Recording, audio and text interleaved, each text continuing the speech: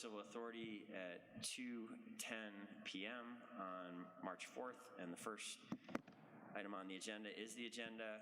I would welcome a motion to amend or adopt the agenda.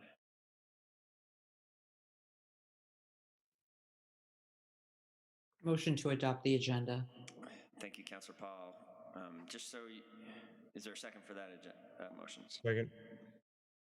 Seconded by Councilor McGee.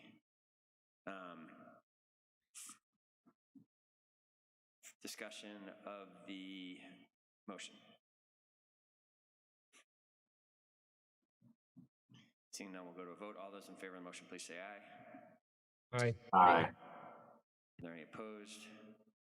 Motion carries unanimously, and we have adopted the agenda. I just want to confirm all councilors who are present have their cameras on. We have, it appears, 1, 2, we have 8 councilors, and Councilor Jang is in person. Okay. Councilor Freeman, Third. it would be helpful if you would turn your camera on for the management of this meeting. Councilor Mason? Okay. The next item on the agenda is the public forum.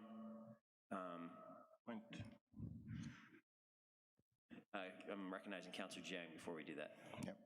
Thank you, Mr. Mayor, and thank you, Councillor, for showing up. So as a candidate who won through the tabulation on town meeting day, I will be recusing myself from this vote tonight. Thank you. Thank you, Councilor Jang. Your recusal is noted as we set the rules for the recount of the preliminary vote totals. Councilor Mason. I'm sorry, Mayor Weinberger, we can't see who's in the room. For the benefit of those of us on screen, can you tell us who's in the room so we don't direct questions to people that may or may not be there? On behalf of the administration, I'm not talking everyone in the room, but. Okay, yes, thank you, Councilor Mason. The people in the room at the desk next to me are Assistant City Attorney Justin St. James and the CAO, Catherine Shad, and Sarah Montgomery, the Assistant City Clerk, is also at the desk behind me. Thank you very much. Chief of Staff Jordan Riddell is here as well. If there's some assistance needed with anything, we should be able to make that happen. We also do have Town Meeting TV staffing the video feed. So that's basically what's going on here. And with that, let's go to the public forum, the next item on the agenda. Are there any members of the public that would like to speak to the Board of Finance? Welcome, Mr. Franco. Not Board of Finance, Board of Civil Authority. Apologies. So Mayor Weinberger, sorry, point of information, your video feed just went down, which I don't care about, but if I just want to bring that to your attention in case it matters. Thank you. I'm Channel 17 is aware of the situation and is working on it. I think we will proceed and hope that they are able to fix that issue quickly. So, Mr. Franco, go ahead. Is there somebody I look to when I talk, or is it like Stephen Colbert doing a show from his office? Your voice is being recorded at this point, but you are otherwise invisible to everyone except the people in the room at the current moment. So okay, that is up to you how you would like to handle that. All right, thank you. The reason I'm here today is I'm representing Councilor Zhang in this recount, and I wanted just to share with members of the Board of Civil Authority from our point of view, the issue that's been addressed by the most recent memorandum from the City Attorney's Office. The issue is, how is this recount to be conducted? In a nutshell, our view is that the amendments, the 2017 amendments to the statute that addresses recounts in local Australian ballot elections states that the recount procedure has to be the same procedure that was followed in the original count, meaning that it would have to be a tabulator count. But would that it was that simple because the other sections of the statute were retained, to talk about the ability of the other candidate to request a vote procedure. It talks about requesting also a tabulation procedure, but then the question is, if that tabulation procedure wasn't requested, what's sort of the default position? The city attorney's office initially took the position that the default position was the hand count, and we've done quite a bit of research on that, and we respectfully disagree with that. And I've had a number of good discussions with Dan Richardson about that, and I should tell the members of the Board of Civil Authority that Dan and I have had previous experience together working actually on election issues. So we worked in good faith to try to iron out this issue, and also with the Secretary of State's office. I'm just here to say that we very strongly ask the Board of Civil Authority to agree with the recommendations of the memo that was just submitted on board docs today, the supplemental memorandum in the course of conduct on the last page, which is basically having a tandem hand count with also with a tabulator count. We think that that's the best way to ensure fairness for all sides, for those who want a hand count, for those who want a tabulator count. But more importantly, it will eliminate the potential legal issue for an appeal in the future, and it will really get the question resolved. So we support that. We thank the city attorney's office for its hard work and its good offices in doing that. Our view is that it's really important, particularly after 2020, that the public have absolute confidence in the voting process, irrespective of what the result is. And the last thing that we want is having some protracted scenario like you saw in the 2000 presidential race. Nobody wants that. So we urge you to follow that procedure. And again, we thank the city attorney's office for its good offices and getting to a resolution that's we think should be satisfactory to all sides. Thank you. Thank you, Mr. Franco. Is there any other member of the public that would like to address the Board of Civil Authority?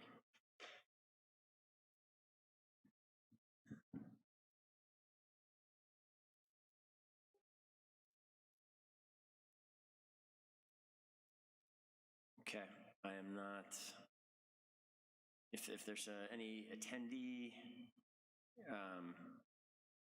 on the Zoom that would like to be recognized, please use the raise hand function. But I don't think anyone is wishing to be recognized, so we will close the public forum and move now to the consent agenda. And I would welcome a motion regarding the consent agenda.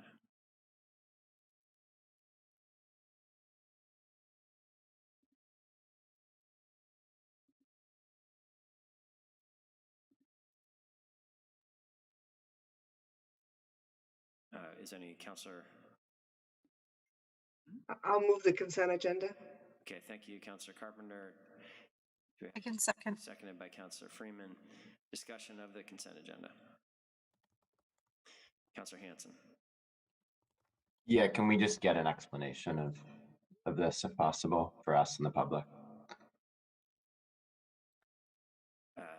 Yes, thank you, Counselor. Just how these appointments were chosen and why, and Sure. is this based on precedent or just an understanding of that? Okay.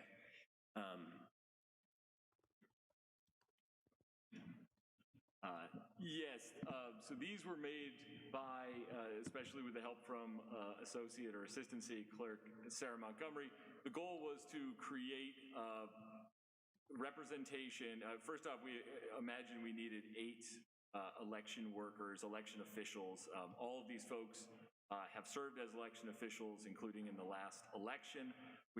No one is going to represent, no one's from Ward 7, and everyone represents different, the 3 major political parties, as well as, I think, 2 independents. So the goal was to create a coalition of folks above and beyond reproach who are seasoned election officials to help do this important recount.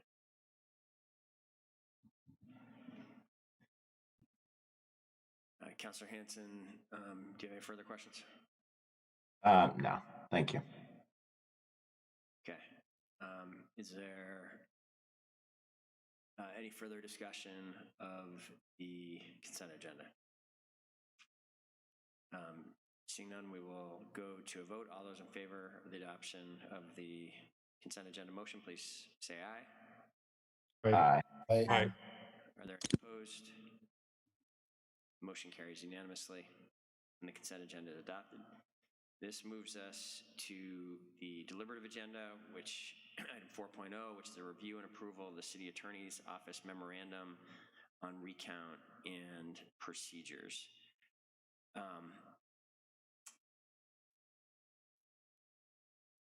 On board docs, council should see there are two documents, a recount memorandum and an addendum to that. And the recommended motion that we are working towards, and really is the purpose of this meeting, is to adopt the procedures by the end of this meeting, so that both the staff for the election workers that we've just appointed for this election, as well as the two candidates, are clear on what the procedures on Monday will be. So with that, the floor is open for discussion or a motion. Councilor Shannon. Could I just ask that I have not had time to thoroughly review the addendum that was submitted by the city attorney, which I think makes some changes to his original position. And I wondered if he could go over what, if any, changes are being recommended. Sure. The largest change is that, as Attorney Franco referenced, there's basically statutory discrepancies that we've been working through with the Secretary of State's office, reviewing legislative history, and it's our office's recommendation that in order to ensure the most transparent sort of process, that there is both a hand count and a tabulator recount. And so that is the slight amendment in our addendum, and I think that's an additional process. So the idea is to follow the original hand count provisions in the original memorandum, and then also supplement with the tabulator recount at the conclusion of that hand count. And so I think that's the main piece, as well as to clarify and it's started to get set up already, but the sense that there will be different individuals, different election officials who will be tallying initially and flagging if there are any questions of voter intent. And then there will be a counting table where different sets of election officials will then recount everything. So it was just to clarify that every ballot in the hand count will be recounted by separate teams, just to ensure accuracy. So I think we just wanted to make clear that. And obviously this has been a fast moving week, so we're sorry for the addendum right before, but we wanted to be clear, as clear as we could with you folks. Yes, it's completely understandable. In this situation, we're going to have some kind of last minute information, just trying to make sure that we're all aware of what the process is and what's being recommended. What happens, I have participated in several recounts at this point, and my experience is that the vote often changes very slightly, if at all, from the original tabulation, but it's not uncommon for it to change slightly. What happens if your hand count differs from your tabulator count? What gets, how does the election get certified based on what count? Great question, and it is clarified on point 3 or on page 3 of the addendum. But so during the hand count, if there are questions from election officials, and how this is going to work is election officials have to agree on who the candidate is that on each ballot that the intent was to vote. If there is a question or disagreement, statute says that gets flagged for the Board of Civil Authority. And so those are going to be all set aside and counted in the sense that they are for BCA review. And then when the BCA convenes, they will review all of the ballots that have been flagged. Those ballots are almost like a Venn diagram in the sense that they will, and then how it works is the BCA, by a majority vote of those present, will vote on what they believe the intent of the voter was. I did send out yesterday, or our office sent out yesterday, there's a helpful guide from the Secretary of State, and certainly there will be lots of resources, but it's a majority of the BCA determines intent if there's a question. Those ballots will actually be sort of separated in the sense that they'll be recognized that there was a decision made on those ballots, so it won't affect the number of ballots that go through the tabulator or they're hand counted, because it'll be uncontested ballots, and then there will be a resolution on the ballots that are flagged that the BCA votes on. So it'll be very clear.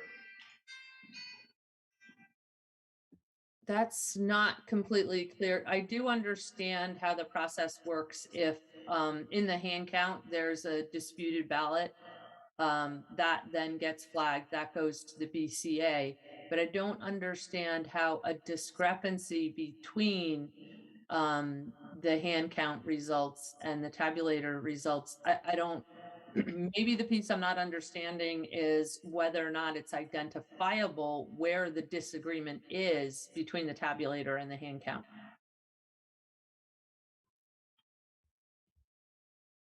And I guess I would say that our viewpoint is that there shouldn't be a discrepancy between the hand count or the tabulator count. But so I guess that's where we are, is that all ballots where there's not a question about intent will be processed either through hand count or through the tabulator. And if there are questions of voter intent, those will be flagged by humans, and BCA will vote upon those. They're only flagged by humans in a human count, correct? Is anything flagged by humans in the tabulator count? They're going, the ones that are flagged for BCA review, those are flagged for purposes of both the tabulator and the hand recount. So that whatever the BCA determines for those, that will apply, that the outcome of those ballots will apply to both the tabulator and the hand recount. So those that are flagged in the hand count do not go into the tabulator for a tabulated recount. Is that correct? Exactly. There will be a separate, that's, I'm sort of saying ham-fistedly, that was the Venn diagram piece, which those are a separate, the BCA will weigh in upon those ballots, and that the count is the count for those ballots. So the overvotes and undervotes that are produced by the tabulator, how are those flagged in any way? Is that considered being flagged, an overvote or an undervote?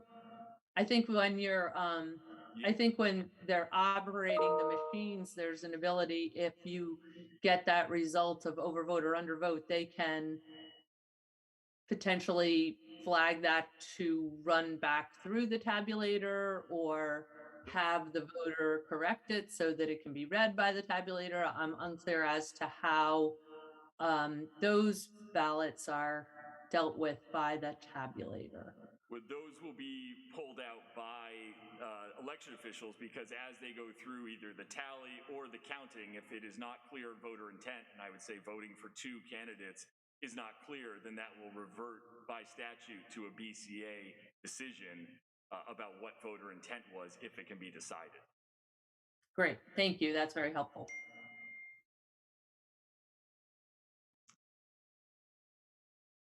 The floor is open for further comment.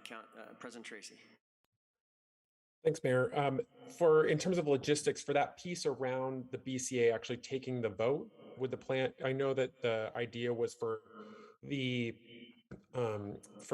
election officials to be counting the ballots around midday on on Monday, would the plan be to then have any ballots that were at question, and also the final certifying vote take place in the context of the BCA meeting later on, like at this, like we normally would do within the context of the regular city council meeting? No,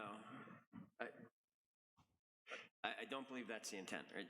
But just go ahead, And I think we did set or requested a time certain. The hope was, and we're happy to amend it, the hope was 12:30 or 1:30, but that way it could be done. I mean, our goal as obviously certainly a city attorney's office and the clerk's office, we're concerned about chain of custody. We're concerned about sort of transparency. So we want to remove the ballots from the vaults, with our election official witnesses, count the ballots in a transparent way, and then during the same process, if there are flagged ballots, have BCA at a time certain sort of enter the room and then help resolve those differences statutorily. I think that would be our goal rather than putting ballots away and resealing. And that was, so we were, obviously, I know it's the middle of a work day, but I think that was hopefully contemplated that might be the best way to proceed, was to have continuity come in. And we put it 2.5 hours into the recount based on sort of best estimates, but certainly we can change that however you folks see fit. Okay, I guess my concern is just having counselors not be able to be present, the counselors, just by nature of their work schedules, not be able to be present for that meeting. I do understand the concern you're raising around chain of custody, and I do think that is relevant. However, I am concerned about counselors being able to be present to look at those. And I think that given what we're actually having to do here, it seems like in order to really probably effectively be able to discern voter intent, you'd actually have to be physically in the room, able to examine the ballot that way. Maybe you'd be able to discern it remotely, but it seems like it could be challenging to actually inspect a ballot over Zoom. So those are just two concerns that I have, both in terms of people's counselor ability to attend and then ultimately vote and weigh in on this, and then also just the ability to inspect ballots remotely, because it seems like that would be challenging. And just to explain, we weren't being purposely difficult when we set the time, but statutorily there's a set amount of time, and this was the last day that City Clerk Shad could set the date. So I think that, and because of Board of Finance and City Council on Monday night, I just to understand why we ended up at this, it's either this or a Saturday or Sunday, basically. So yeah, you folks can make that decision. I would say that I think it would be very difficult, but it's up to you, I suppose. I think it would probably be very difficult to virtually make some of these decisions, just because I can imagine, I mean, some of this, if you look at the guide that our office attached, it's on board docs, I think it's addendum K, and you can see that the Secretary of State's office, when decisions about intent, if you don't have the greatest internet link or something, it can become, or connection, it could become difficult to tell, is that a stray mark? And so that could be frustrating, I think, for folks to be remote. Sure, I understand that, and I just think that, yeah, definitely understand that. We do have some flexibility with Monday night, given that we don't have a very full agenda. It's a pretty light agenda, so I do think there is flexibility there, should we wish to do it in that context. The other thing is just wanting clarity on board docs, because we have a BCA meeting with a separate set of, with just one item on the consent agenda for that, but needing to have, I'm imagining that would flow from what we decide here, but just having that agenda warned and out there and clear as to what's happening at each BCA meeting. If in fact we are having two different BCA meetings, there's not currently a time on the other BCA meeting that I can see on board docs. Maybe I'm missing something, but just wanted to flag that as well.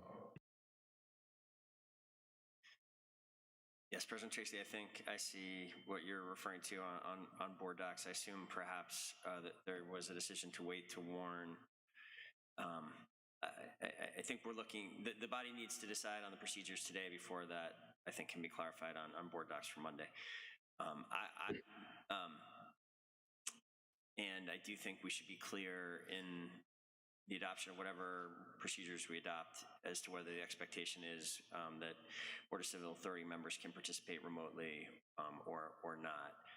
It is, I think, important to note that there does not need to be a quorum of the Board of Civil Authority present to make these determinations. It's the Board of Civil Authority members who are present will make the determination on the disputed ballots is my understanding of the guidance from the City Attorney's Office. I'm going to go to Councilor Mason next, and then I've got Councilor Hanson in the queue, and that's what I've got so far. Go ahead, Councilor Mason. Thank you, Mayor Weinberg. Just to follow up first on the comment you made, my view is I don't see how we would allow Zoom examination of ballots. I mean, if we're looking at filled in dots, which I think it will come down to, I don't understand, and I would encourage this body to require in-person attendance in order to be considered present for purposes of that BCA examination.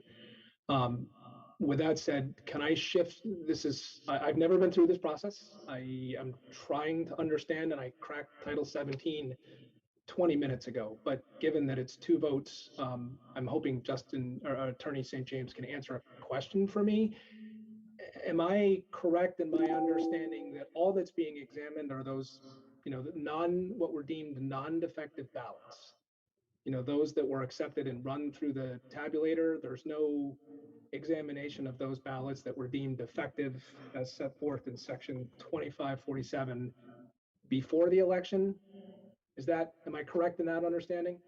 Yes, and sorry for just jumping in and not saying that groundwork. Yes, the analysis is very straightforward for the recount, which is the bags that contain voted ballots, and even the defective ballots which are in there are not counted. Those are immediately set aside. So it's only voted ballots. And one point to acknowledge here is there is Superior Court review if any party is unhappy with either a prevailing party or a non-prevailing party. There is judicial review basically and a very rigorous process for that, where questions of voter intent or defective ballots can get examined by the court. That is not the charge here of the BCA.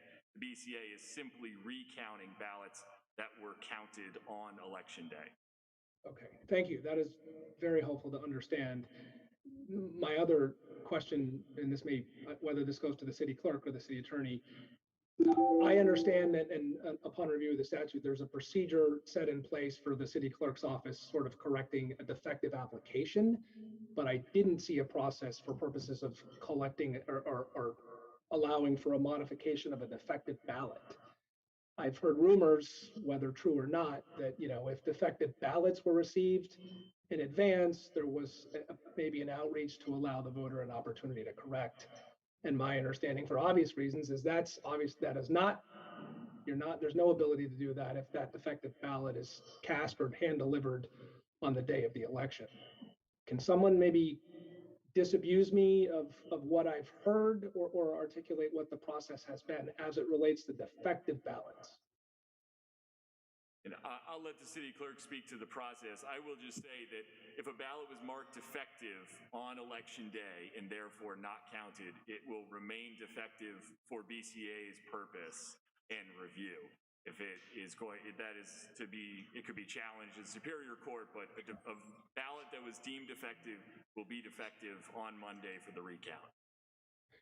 I'm sorry, and I get that. What I'm trying to understand, though, is if, say, I cast a defective ballot 4 days before town meeting day, was there an outreach or some ability to go to that voter by the city clerk's office to allow that voter to correct the defective ballot? Or does every ballot that comes in defective, regardless of when it comes in, get put in a defective pile and is not run through the tabulator? I am going to answer that and then ask Sarah Montgomery, who is working in the office throughout the election period, to make sure I didn't miss anything. It is my understanding that if ballots come in and they are defective ahead of time, we do provide outreach to correct them to the extent practical. Sarah, anything you want to add to that? No, I think that. Okay, she said no, that is accurate. Thank you. That is very helpful. Just so councilors are aware, City Attorney Dan Richardson is now present as well. I'm going to go next to Councilor Hanson. Great, thanks. I would recommend that if we're able to do it on Monday night, we should do it then, because we're already all going to be here, and we only have one deliberative item on our normal council agenda. So I think we're going to get higher attendance for that than doing it in the middle of the day, would be my thought. Thanks. Councilor Shannon. I agree with Councilor Hanson. I think President Tracy made the same point. While there may be a standard that it's just the number of BCA members present, it doesn't seem like that's necessarily the assuring the fairest result that we can assure. And I think that having it in the middle of the day can prevent some counselors from being able to participate at our regularly scheduled meeting. That's on the counselor if you weren't participating in that, but on this short notice, I would very much like us to do all that we can to assure that all counselors have the ability to be present for this. So I would also like to have it at our regularly scheduled meeting time. Okay, Councilor Shannon, I think if that is, counselors have recommended that now, I think we maybe need a recess, or I think there's potentially, I'm unclear the practical, there was some discussion previously about practical challenges to breaking things down and then setting them back up. I'm unclear what kind of space is going to be needed to conduct this. I don't know if are we prepared to speak to whether, Sorry. Would you like a break this seems to be like probably the key procedural issue here. I'm not sure if we're prepared to speak to how viable it is to do what the counselors are requesting.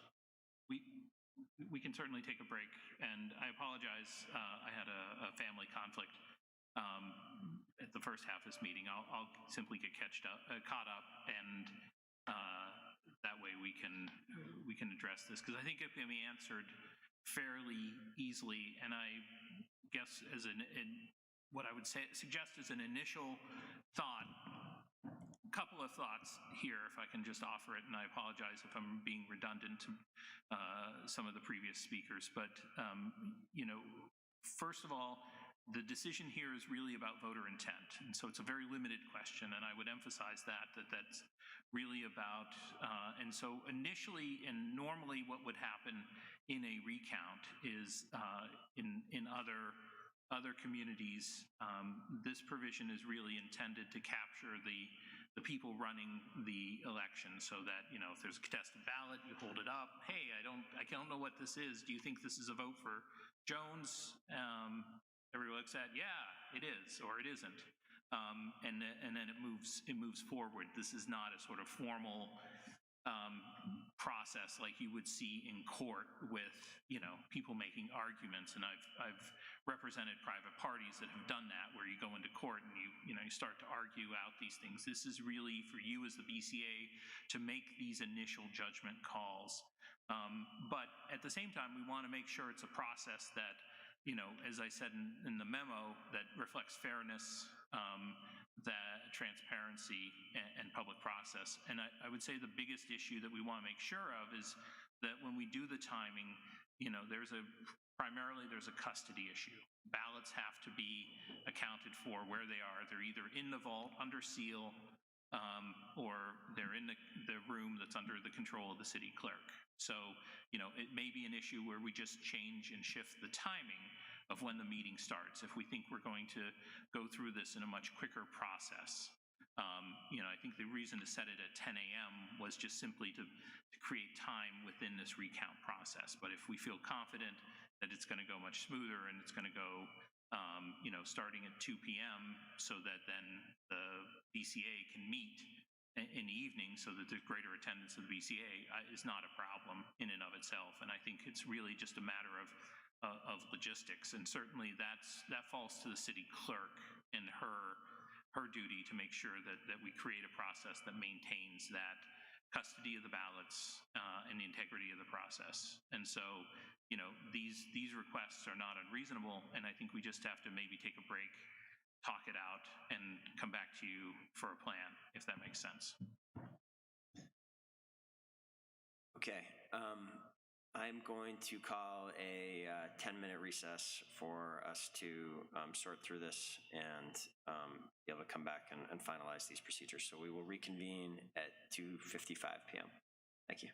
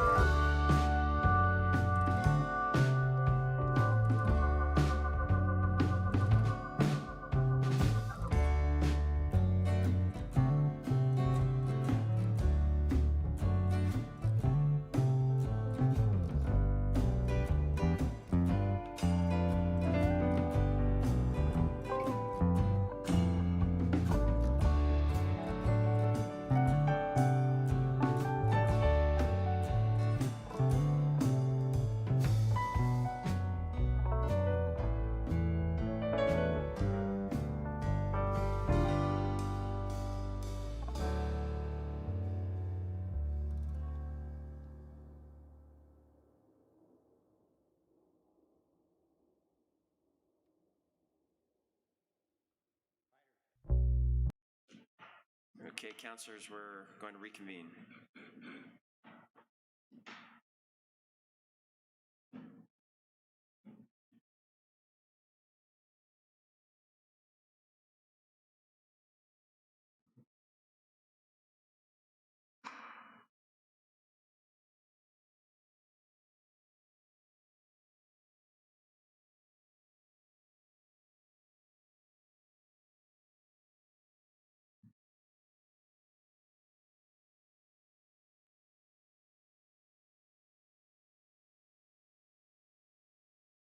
Okay, I think everyone's back. We will reconvene at 2:55. Thank you for your patience as we had that recess. I think there is a revised plan now for how we will proceed. I'll let you, Dan, try to summarize how we're going to do this. Sure. What we would propose for the BCA to approve is that the recount will still begin at 10 a.m. And this is because the assistant election workers that we are seeking to have you appoint, we've confirmed their availability for the morning. We haven't necessarily confirmed it for the late afternoon. And then what we would propose is that whenever that recount process reached its sort of final point as far as they could go without the BCA, we would effectively stop the process.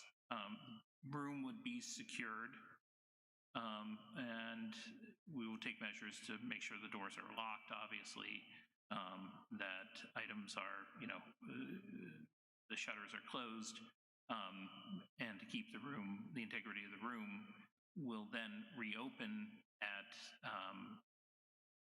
we would propose like at 4:30 p.m. Closer to the Board of Finance for you to do the final pieces as a BCA, which, as I understand it and would believe, it would be really limited to one, reviewing and making votes on the disputed ballots if there are any, and two, certifying the final count. So those should go fairly fast. Then we would have the Board of Finance upstairs, and the city clerk would take action appropriate with making sure that the ballots were properly resealed and stored from that. So I think it has sort of the best of both worlds. We get still the full day for the recount should there be any hiccups or issues to deal with it, that we guarantee that the poll workers who've committed to coming in the morning are still, that we're asking them for the same commitment. And you BCA members can then take advantage of having the sort of time that would allow for the greatest number of BCA members to attend. Thank you, Dan. Again, just to make sure the proposed timing here is clear, Dan has just suggested that we would call the Board of Finance meeting for 4:30 p.m. If we can have some quick discussion about this now as to whether that's still problematically too early. We could probably move it back. We may be able to move that back a half hour and still not disrupt the evening terribly. But basically this would start at 4:30 or 5, and we would go until it was complete, and then we would convene the Board of Finance upstairs at 6 o'clock as it's currently warned for, and if that had to be delayed because the BCA proceedings were taking longer, we would delay it. And then we go into the City Council meeting upstairs. So with that, I see Councillor Shannon and then Councillor Paul.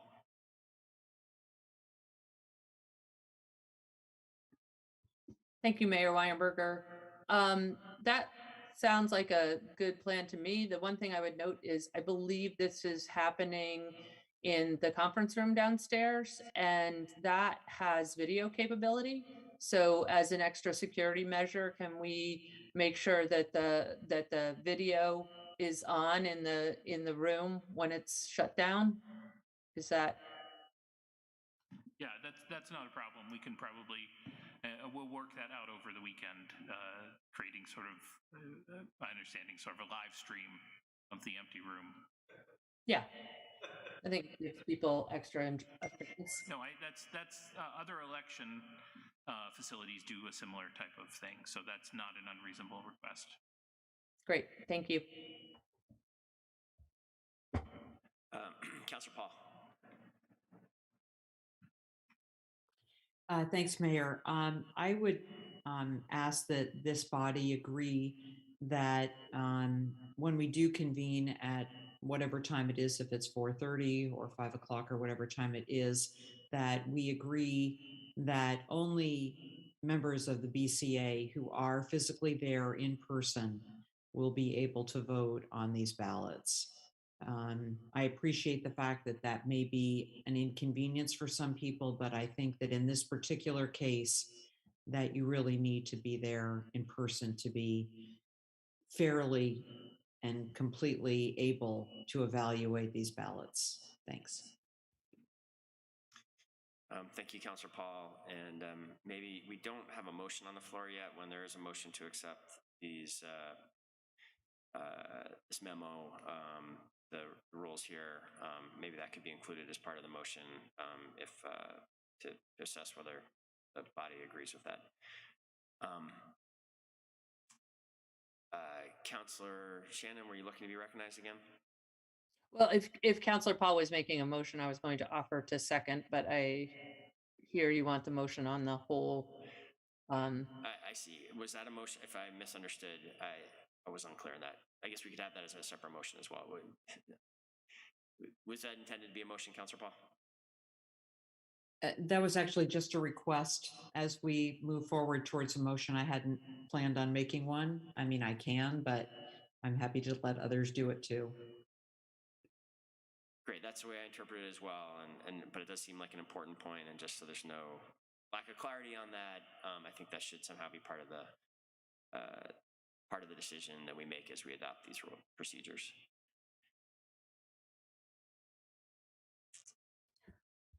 And I'm not seeing any further hands at this point. Maybe this would be a good time for someone to make a motion if there's no further general discussion. I guess.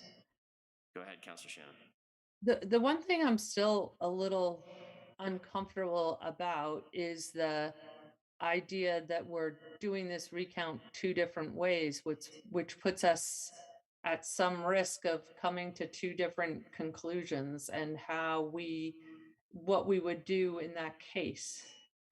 And I understand that the expectation is we wouldn't reach two different conclusions, but I guess I would like to be sold a little bit more on the idea that we should count this two different ways, and that we're not potentially creating some doubt in whatever the outcome is by doing so. Okay, the City Attorney, Dan Richardson, will speak to that.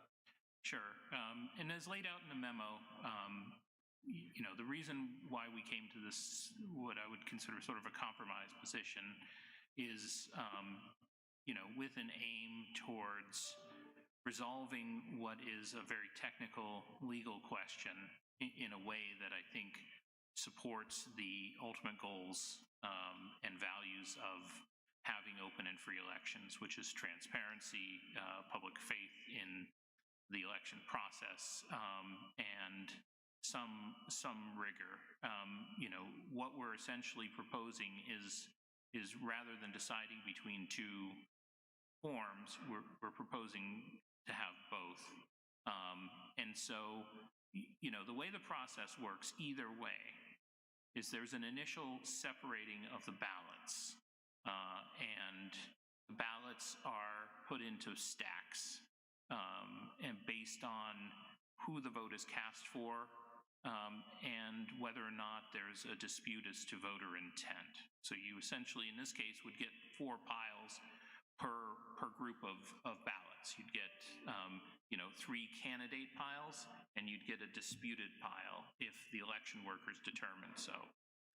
And we're going to have essentially two pairs of election workers do that. That happens regardless of how we move forward.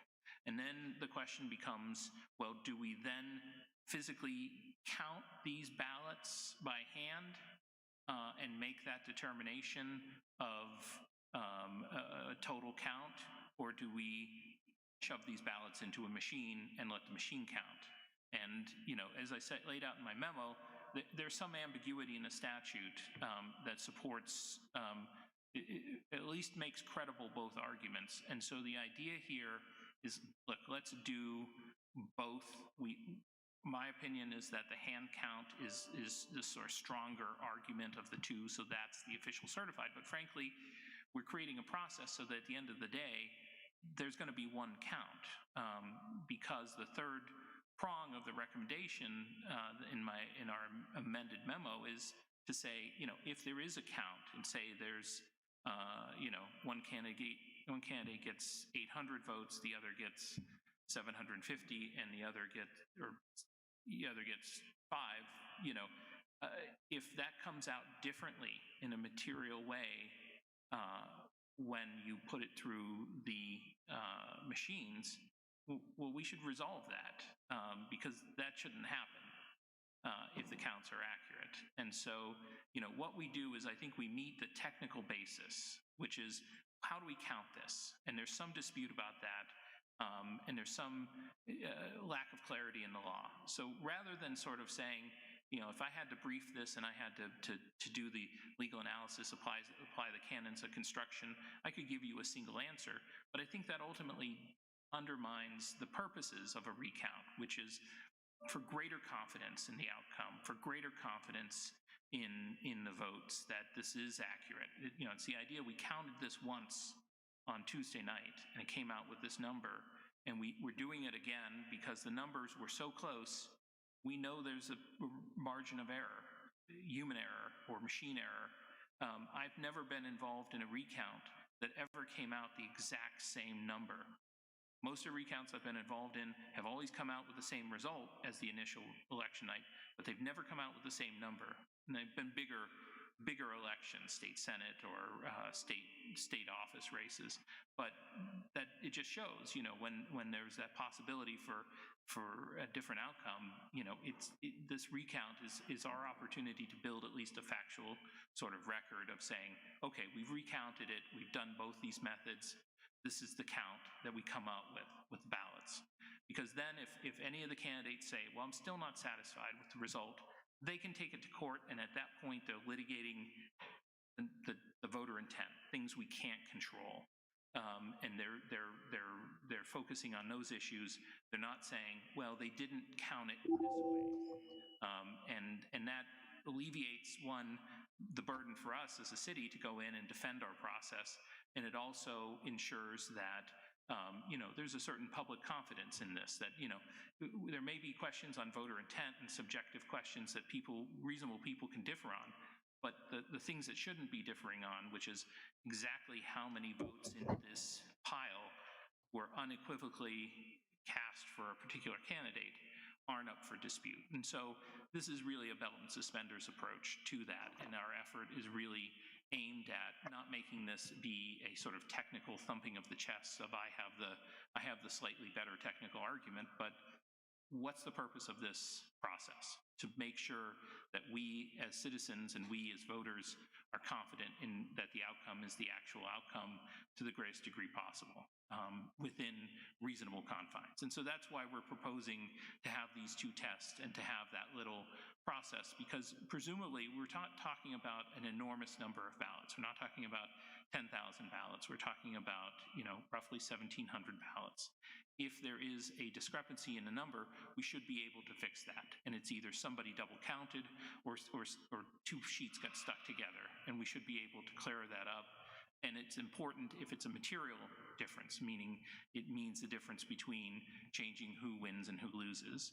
And we should be accurate about it. It just happens to be one of these situations where the initial vote totals are so close in first and second that we should be overly cautious about this and make sure that people walk away from this process going, well, look, they clearly looked at all these ballots carefully, and here's a clear record.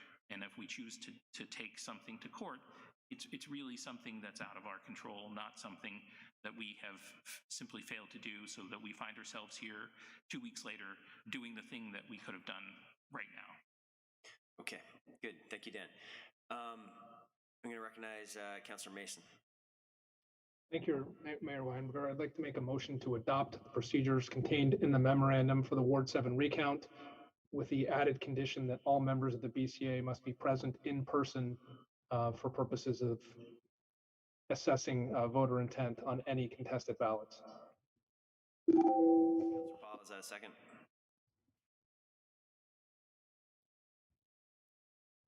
Yes and no. I don't know that we want to mandate that all members of the BCA be present, but those who want to participate need to be there in person. Not really sure. I'm sure that was the intent of what Councilor Mason said, but just want to make sure we know. Absolutely was. If I misspoke, my intention was only those members present. I mean, you have to be physically present in person in order to take part in the recount. I'll second that. Very good, thank you. There's been a motion and a second. And further discussion.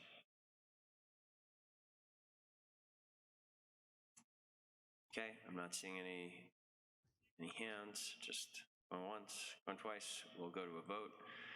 All those in favor of the motion, please say aye. Aye. Aye. Aye. Aye. Are there any opposed?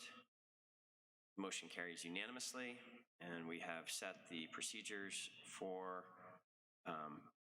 Monday. I guess I'm not sure we just agreed upon a time fully in that, and I guess before we adjourn, is there any objections to starting at 4:30 to ensure that we have sufficient time before the Warren Board of Finance to minimize the chance of delaying that body? I'm not seeing objections to that, so I think we're going to go ahead and warn the BCA meeting to convene at 4:30, and that's when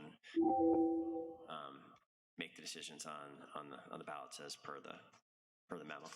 And again, and the BCA members who wish to participate in that do need to be present. All right, thank you, everyone. I appreciate the due diligence and the careful working through of these issues. It's an important matter. Hasn't happened in a number of years, and it's been very helpful to have your engagement and counsel to get this right. So we'll see everybody on Monday, and without objection, we are adjourned at 3:11 p.m.